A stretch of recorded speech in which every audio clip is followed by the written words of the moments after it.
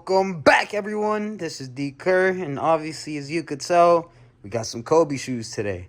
So this is gonna be a little Christmas special for hype unboxings. I know I haven't been doing them just because I already got a lot of shoes, so no need to buy more, right? Wear your shoes, kids. But let's get straight into it. So I just got these from FedEx, so I'm very excited. And as you could tell, oh my days. As you can see, these are the Kobe Night Elite Highs Christmas.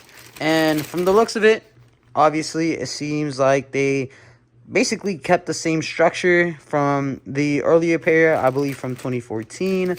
But a lot of interesting things about this shoe is, obviously, I actually watched a game where Kobe played this. It was definitely a time to be alive. R.I.P. Kobe.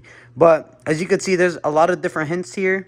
As you can see, there's some braille around here and around the other side as well, which I feel like either speaks to somebody's name or some other things. If not, I'll put it there. But another important thing to note that I've watched from previous reviews of the 2024 Kobe Christmas is actually more support from Nike allegedly, because they added an extra line along these places. Shout out to those reviewers that have said that. But overall, as you can see, nothing much has changed.